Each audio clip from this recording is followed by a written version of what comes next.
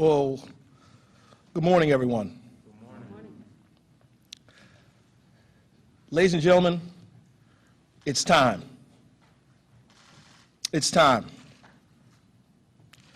It's time to put an end to the lost cause and fully embrace the righteous cause. It's time to replace the racist symbols of oppression and inequality, symbols that have literally dominated our landscape, with symbols that represent and summon the best in all of us, in all of our people, ones that reflect the diverse, inclusive, and equitable city we are today, and we continue to strive to be. It's time to heal, ladies and gentlemen. Richmond is no longer the capital of the Confederacy.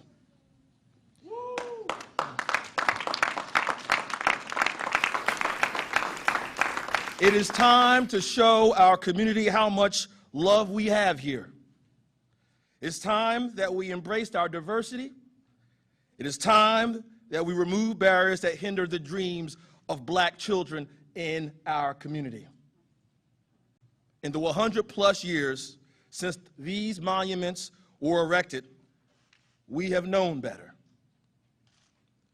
We knew better during Jim Crow. We knew better during massive resistance. And we knew better long before the dying pleas of young Black men like George Floyd. We have two pandemics in this country: COVID-19 and racism. One is 6 months old, the other 400 years old. And as the events of the last months and the last 2 weeks have made painfully clear, both are lethal, especially for Black and brown people. It is our responsibility to do everything we can to keep either from claiming more lives in this country, in this world. We need to show that Black and brown lives matter. This is our moral duty. We know better. And now that we know better, it's time to do better. The decision announced by the governor today and the ordinance I will propose to our city council to remove all of our city-controlled monuments on Monument Avenue signal a new day for our city and for our Commonwealth. And as a 39-year-old Black man, the grandson of a housekeeper maid, and the son of a janitor, I couldn't be more proud of the decision we have made. I thank you, Governor, for your leadership. And also I want to thank all the Richmonders and Virginians, young and old, who have come out over the last week to peacefully protest injustice and add their voices to promote reconciliation, equality, healing, change, and atonement for the past. The great writer James Baldwin said, "History is not the past, it's the present." We carry our history with us. We are our history. This is our chance to write a new chapter in our history, our present history, and to carry the story of a diverse and loving city and Commonwealth forward with us. With that, I'd like to introduce the Governor of the Commonwealth of Virginia, Governor Ralph Northam.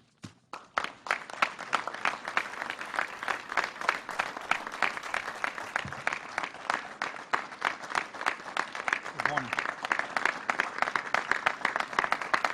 Good morning. Well, first of all, Mayor Stoney, thank you so much for your powerful words. Thank you so much for your leadership during difficult times. And I just want you to know that Pam and I are proud to live in the city of Richmond. So thank you. And good morning to everyone. I want to thank everyone watching from around Virginia and around our great country. And I want to thank the many guests who have joined us as we chart a new course in Virginia's history. Today, we're here to be honest about our past and talk about our future. I'm no historian, but I strongly believe that we have to confront where we've been in order to shape where we're going. And in Virginia, for more than 400 years, we have set high ideals about freedom and equality, but we have fallen short of many of them. Some of America's most hopeful and forward-looking moments happened right here in this Commonwealth and in this capital city of Richmond. When Americans first dreamed of life, liberty, and the pursuit of happiness, they dreamed here in our Commonwealth. Virginia adopted a Declaration of Rights before the United States declared independence. It said that all are equally free and independent and have certain inherent rights. It specifically called out freedom of the press and freedom of religion. And in a church on a hill just 15 blocks from here, Virginia's first elected governor helped launch the American Revolution when he cried, "Give me liberty or give me death." That was Patrick Henry, and I now have the job that he once held 72 governors ago. These are our greatest legacies as Americans. But there's a whole lot more to the story, because those inspiring words and high ideals did not apply to everyone. Not then and not now. Because at the bottom of that very same hill, one of the country's largest slave trading markets was coming to life. A place where Virginians would sell men, women, and children for profit. Americans buying and selling other Americans.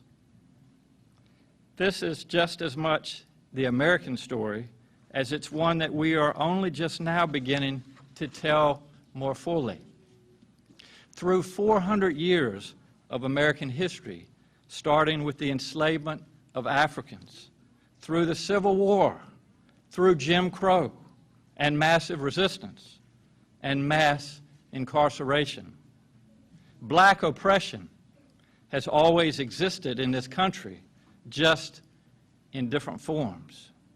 The legacy of racism continues not just in isolated incidents like we saw in Minneapolis a few days ago. And I want to acknowledge that our country will honor the life of George Floyd in a memorial service in about 3 hours. The legacy of racism also continues as part of a system that touches every person and every aspect of our lives, whether we know it or not. But hearts are in different places, and not everyone can see it, or they don't want to see it. When I used to teach ambitious young doctors, I would tell them the eyes can't see what the mind doesn't know. Think about it. The eyes can't see what the mind doesn't know. And that's true for a lot of us. So it's time to acknowledge the reality of institutional racism, even if you can't see it. Public policies have kept this reality in place for a long time. That's why we've been working so hard to reform criminal justice laws, expand health care access, make it easier to vote, and so much more. But symbols matter too, and Virginia has never been willing to deal with symbols. Until now. Today, Virginia is home to more Confederate commemorations than any other state.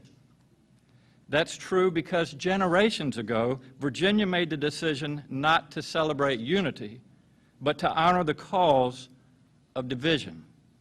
You'll see this if you look around Virginia and our capital city. The statue of Robert E. Lee is the most prominent. Lee himself didn't want a monument, but Virginia built one anyway. Lee once said, "I think it is wiser not to keep open the sores of war, but to follow the example of those nations who endeavored to obliterate the marks of civil strife, to commit to oblivion the feelings engendered." Those are wise words indeed. So what happened? Virginia leaders said, "We know better." Instead of choosing to heal the wounds of the American Civil War, they chose to keep them on display right here in Richmond. They launched a new campaign to undo the results of the Civil War by other means. They needed a symbol to shore up the cause. And it's quite a symbol. The Lee statue was built in France, and when it arrived by boat on the James River docks, it took 10,000 citizens, 10,000, and a whole lot of rope to haul 3 large crates out into the tobacco field where it would be installed. Some business people put it out in the field so they could eventually build a housing development around it and make money, and it worked. This happened in May of 1890, 20 years after Lee died and a generation after the Civil War ended. 150,000 people came out when the statue was unveiled. But from the beginning, there was no secret about what the statue meant. Almost every one of those 150,000 people waved Confederate flags that day. John Mitchell was the editor of the black newspaper, the Richmond Planet, at the time. He wrote, "The emblem of the Union had been left behind. A glorification of the lost cause was everywhere." It was a big day, and more big days followed throughout the Old South. And as the statues went up, so did lots of new laws. It was all part of the same campaign. Here's just one example. New laws limited the right to vote. In the years after the Civil War, more than 100,000 African American men were registered to vote in Virginia. But once this campaign took off, that number plummeted by 90% to barely 10,000. And that worked too, because the people who wrote these laws knew what they were doing. They wrote other new laws to say that once a statue goes up, it can never come down. They wanted the statues to remain forever. They needed the statues to stay forever because they helped keep the system in place. And that also worked. Those laws ruled for more than a century. But voting matters, and elections matter, and laws can be changed. And this year, with the help of the General Assembly, we changed them. This year I proposed legislation to let cities and counties decide what to do with monuments in their communities. Take them down,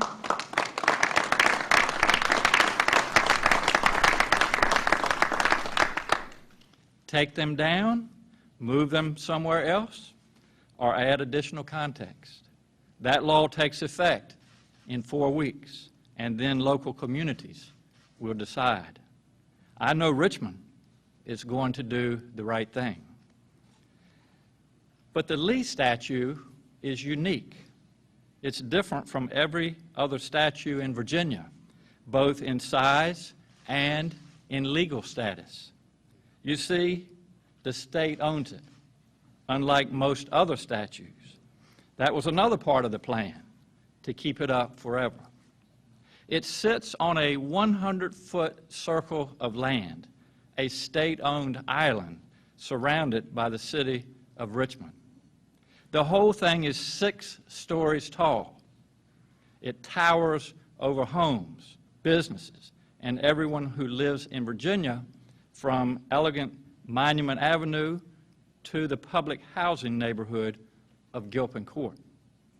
The statue itself weighs 12 tons, and it sits atop a large pedestal. Now, a pedestal is a place of honor.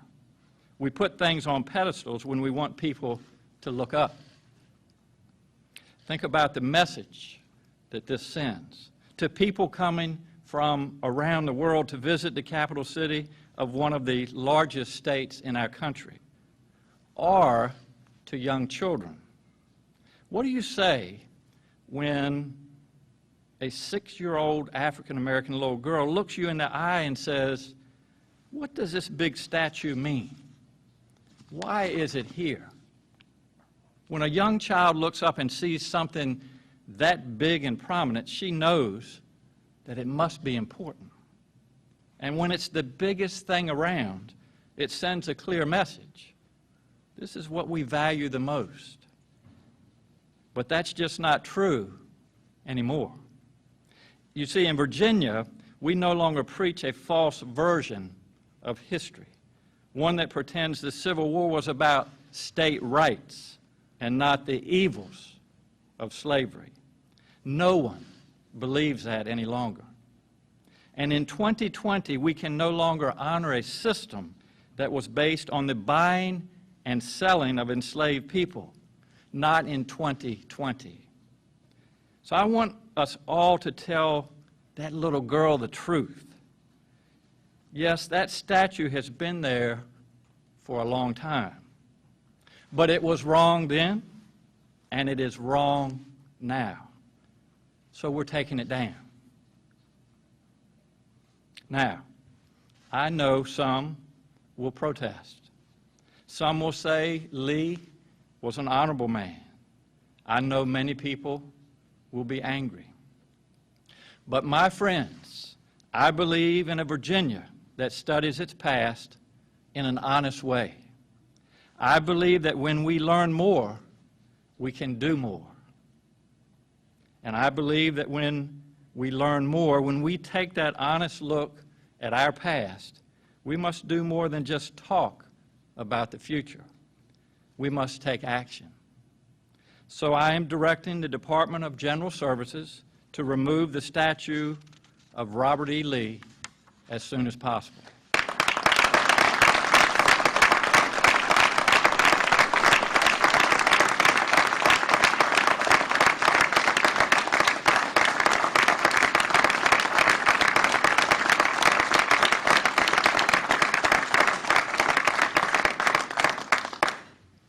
It will go into storage, and we will work with the community to determine its future.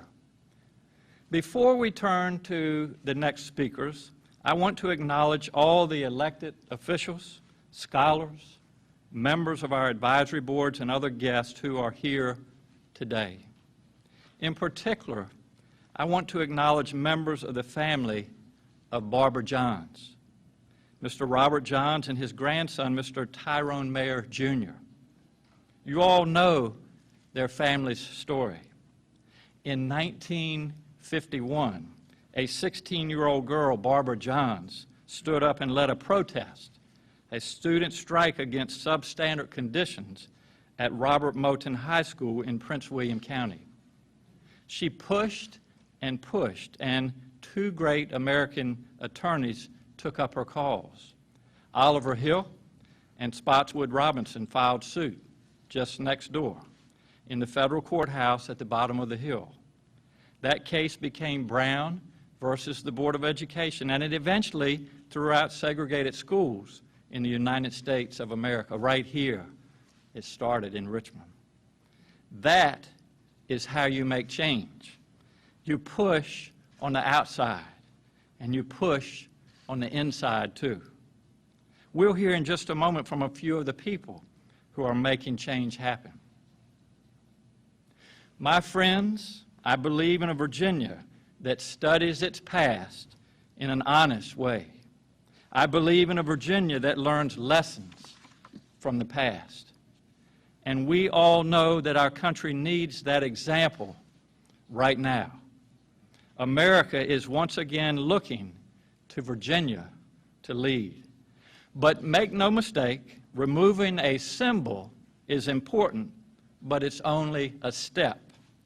It doesn't mean problems are solved. There are still monuments of inequities that exist in our Commonwealth and in this country. We still need change in this country.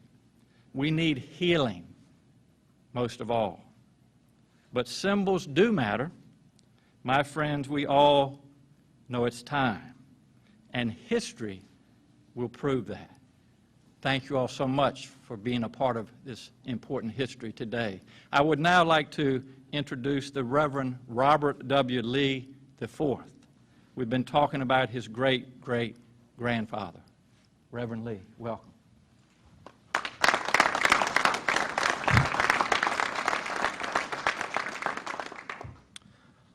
My uncle, Robert E. Lee, so many greats removed, of course, has a storied history in the Commonwealth of Virginia, but today the world is watching.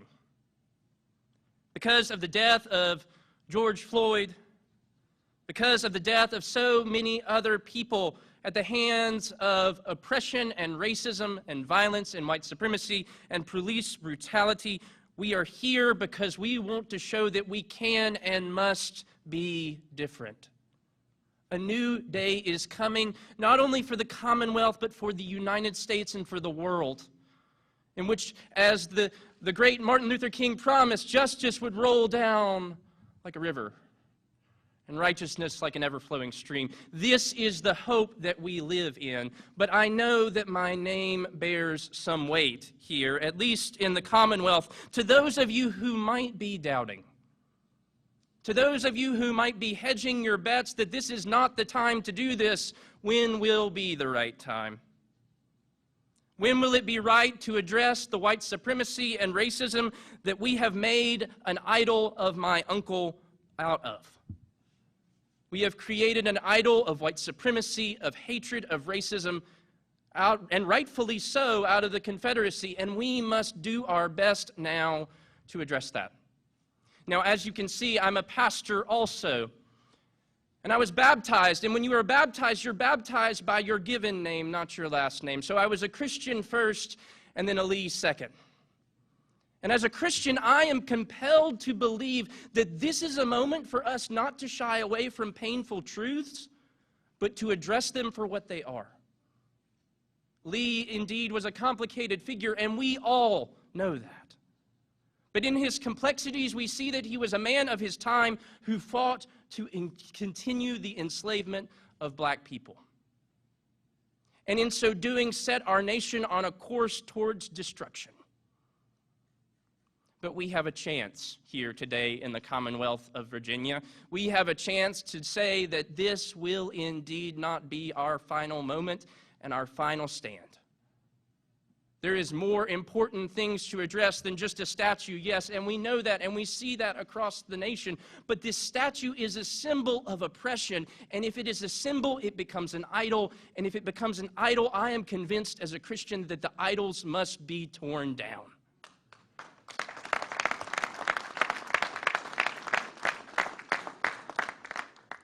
Governor Northam, Lieutenant Governor Fairfax, and all the elected officials, I know that this is just a moment. We go back to work. But in our going back to work, we go back renewed, knowing that this is the start of a new moment, a new cause. The lost cause is dead, a new cause is upon us. One of equality, of justice, of peace and concord. It is in this hope that we come together, even in spite of what's going on across the nation. We come together and say that we must address these issues. And it starts with the statues, and it goes on from there.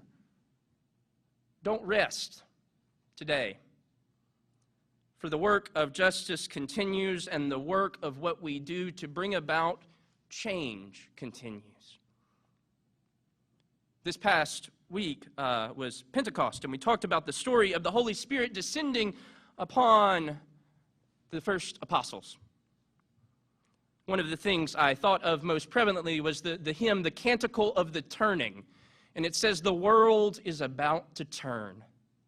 Let the fires of your justice burn, for the world is about to turn." Friends, the world may be burning, and the world is about to turn, because we are going to let justice roll down, and this is the start of something incredible. We're with you. We support the Commonwealth. And on behalf of my line of the Lees, that descend back to the Lees of Virginia, we support you, and we wholeheartedly commend this act.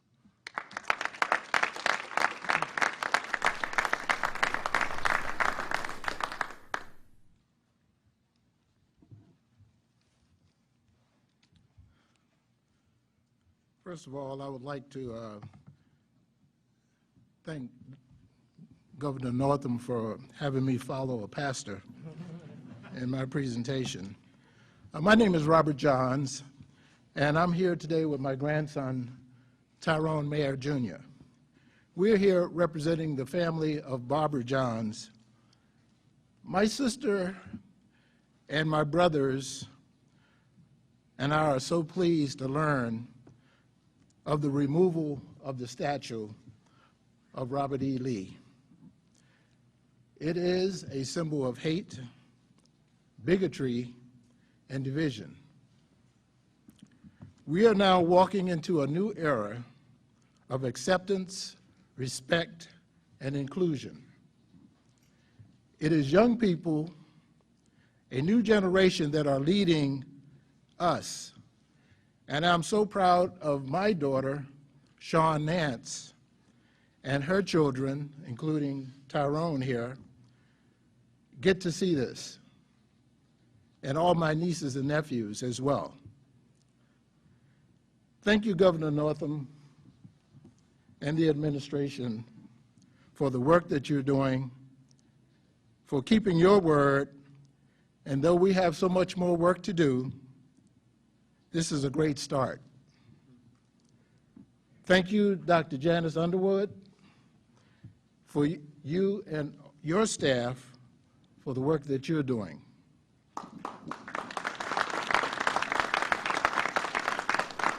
We are so proud, the Johns family is proud, and the Commonwealth of Virginia is proud.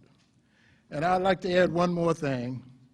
For all those who are protesting, I would encourage you in the Commonwealth of Virginia, throughout this country, please register to vote, because this is what it's going to take. Thank you very much.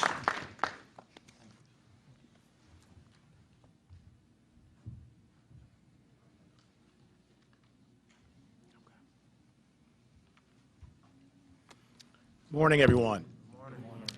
It is indeed an honor to be here with you all today at this defining moment in history. I would like to thank Governor Northam for his courageous leadership at a time when our country needs to be brought together and also be brought forward out of a dark past. I think it speaks volumes that you would stand up right now with one voice and with clarity to say that we need to be very different as a Commonwealth and as a country than what we have been. In 2020, this is the first year of the next 400 years in Virginia and in America. And we now get to determine who we are going to be as a people, as a Commonwealth, and as a country. Whether or not we will be shackled by our history, whether or not we will continue to exclude people, to treat them unequally, to take people outside of the scope of the promise of this nation and its founding documents. And today in Virginia, I believe we are making a down payment on a new promise to the people of Virginia and of America. Because as the governor mentioned, we have many more Confederate monuments than just the statues that exist here in the city of Richmond and around the Commonwealth of Virginia. Those Confederate monuments include substandard schools that kids are going to, that are dilapidated, that are shrines to an ideology of inferiority of black and brown children. Those Confederate monuments include a broken healthcare system where African Americans and minorities have worse health outcomes. Those Confederate monuments include substandard housing and eviction rates that are incredibly high, destabilizing families and communities. They include a broken criminal justice system where African Americans are overrepresented by 3 and 3.5 times in our prison population. And so today, as we make that down payment, it's with the recognition that Governor Northam eloquently stated that there is so much more work to be done. And I'm grateful to all the tremendous leaders who have come out here today, who have stood up with moral courage, who have been voices for so many years for change. And today that change is upon us because of the work that so many have done. I see Pastor Wesley in his prophetic voice, and I want to thank him for his extraordinary leadership over many years and calling us to the better angels of our nature. I want to thank my friend Reverend Robert W. Lee IV, who joined me last year in protesting the honoring of Robert E. Lee and Stonewall Jackson in the Senate of Virginia.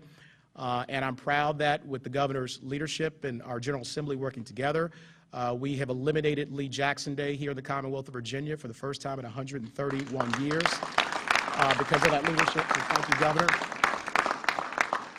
And we no longer in the Senate of Virginia honor Robert E. Lee or Stonewall Jackson and adjourn in their memory. But this is the culmination of the work of so many people over so long a period of time. And last year in Virginia, in 2019, we commemorated 400 years since the first meeting of the General Assembly of Virginia in Jamestown in 1619.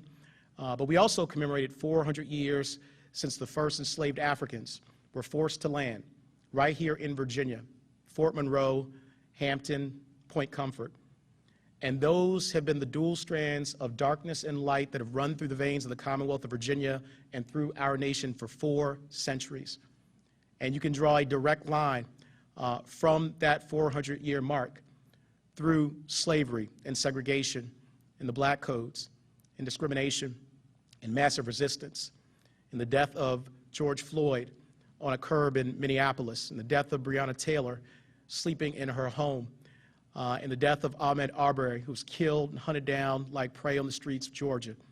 You can draw a direct line from that point to everything that we're experiencing today, but the good news is that we can be different in this first year of the next 400 years. We can take this country and our Commonwealth on a different course, and I think that's what today is all about. And so this is something that impacts every single one of us, regardless of your color, creed, faith, nationality, or origin. We're witnessing a moment in history where we all get to change, to rise, to build people and communities up and not tear people and communities down. And so tomorrow, this is also very personal for me and my family.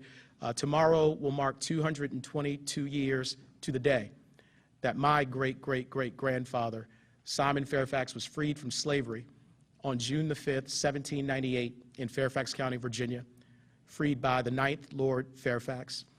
And so this is something that impacts every single one of us, but I am proud that my 9-year-old daughter and 10-year-old son will not have to grow up in a Virginia and in a world that does not value them, that their lives will be put on a pedestal, that their lives will matter, and that the lives of every black and brown person in Virginia and in America will matter and will have hope and will have opportunity for change. So thank you, Virginia, for standing up at this moment in history. Thank you, Governor, for your tremendous leadership.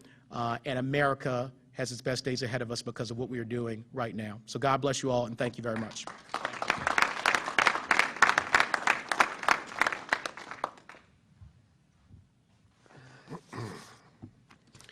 Thank you, Governor, for your leadership. These past few days have been hard, and they have been painful.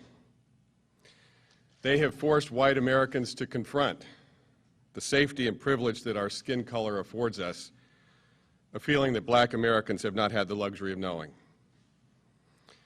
The weight of fear and pain that our society places on the shoulders of black Americans is immoral and unsustainable. In conversations I've had over the past week, I've heard so many times words like tired and exhausted. No one should have to live in the fear that they, their children, or their loved ones could be killed if they do something as simple as go for a walk or run an errand. I can't personally know the weight of that fear, but I recognize it, and I'm listening. We must dismantle the systemic racism that permeates our communities and build a country that is fair and just and safe for all people. And that includes removing the painful reminders of a racist past that stain our Commonwealth. These grandiose monuments memorializing a racist insurrection do not belong in our public spaces. They do not deserve to stand as a representation of our Commonwealth and our people. The way we tell our history as a people profoundly influences the way that each of us view our role within our society. When people are constantly surrounded by symbols of white supremacy and hate, it introduces and reinforces the false and poisonous notion that there is a hierarchy of races. How do you possibly explain these statues to a black child? What do you tell them about why it's there? You can't. It's indefensible. And how do you tell a black man or a black woman that they're going to get a fair and impartial trial when the entrance to the courthouse is literally blocked by a monument to a movement that sought to keep them enslaved? Virginia has hundreds of public Confederate symbols, including statues, monuments, school names, and until recently, a state holiday. These portrayals of the Confederacy and its leaders as grand, heroic figures distort our understanding of history and glorify the oppression and injustice that these men fought a war over. They were raised as part of a deliberate and intentional effort to intimidate and degrade black Virginians and suppress the growing civil rights movement, and now they must come down as part of a deliberate and intentional effort to heal and move forward together. This is an important step because symbols do matter. But taking this monument down will not stop police abuse, close education or health disparities, or erase the systemic racism that permeates every aspect of our country. There is much, much more to do to heal the pain that so many Virginians have been feeling for far too long. We have a long road ahead of us, but we cannot allow our fellow Virginians to bear this burden that we have forced them to carry any longer. We need to do the work to make Virginia the open, welcoming, fair, and just place that I know it can be.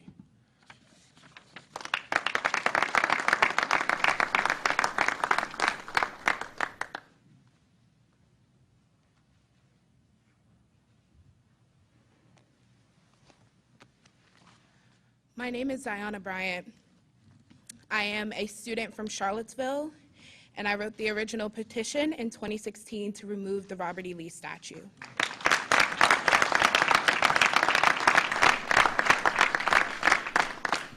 I want to first start by honoring the ancestors and my own personal family because they are the shoulders that I stand on. I want to be clear that there will be no healing or reconciliation until we have equity, until we have fully dismantled the systems that oppress Black and brown people. And the only way that we can move forward is if we center the voices of the people who are the most marginalized. Until we are able to fully come to the table with activists and organizers who have been working day in and day out to organize their communities, we will not be able to move forward for progress. And so I want to make space to intentionally thank the activists in Charlottesville who have put in decades worth of work to get us to where we are today. Without them, we wouldn't be here. Without a little bit of inconvenience, without a little bit of making people uncomfortable, we wouldn't be here. And so today I want to say it is no longer adequate to walk away from having the tough conversations. It is no longer okay to walk away from racist dialogue because you don't want to cause controversy. Lives are on the line. Our future is on the line. And so until we are all actively working to dismantle those systems, we are complicit. Until we work to amplify the voices of Black women, Black LGBTQ folks, undocumented communities, we are still not doing it right. And so I wanted to keep my remarks brief, but I certainly wanted to end them by saying, Black lives matter. Thank you.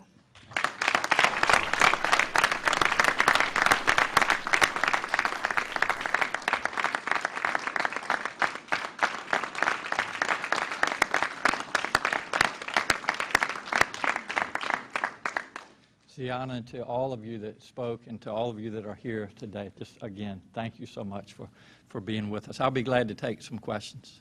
Governor Brian Palmer, writing for the Free Press.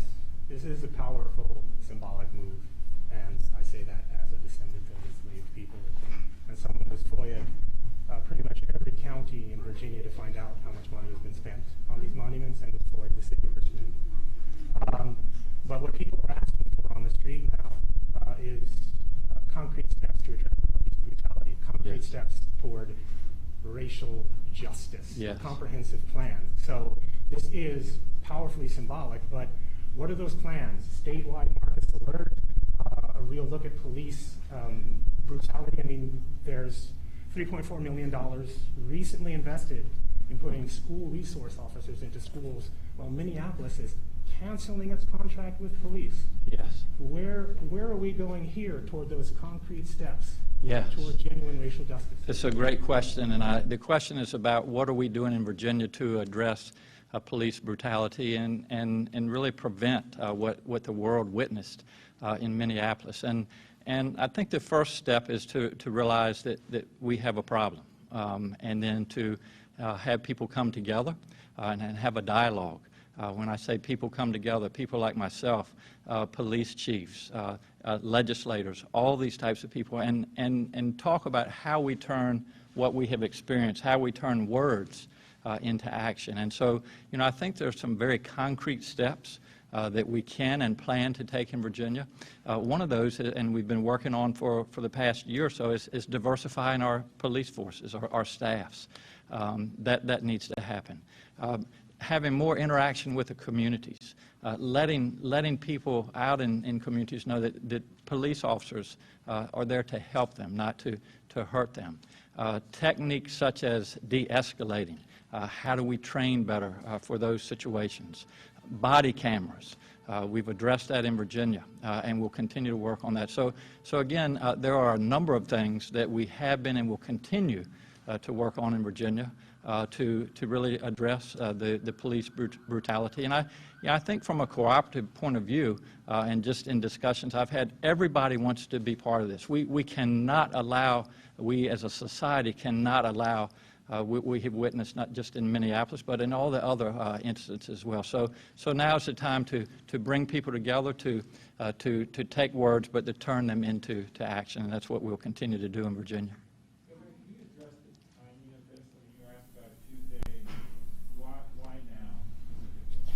Alan, the question is why now? And I think it's pretty apparent as we look around this country.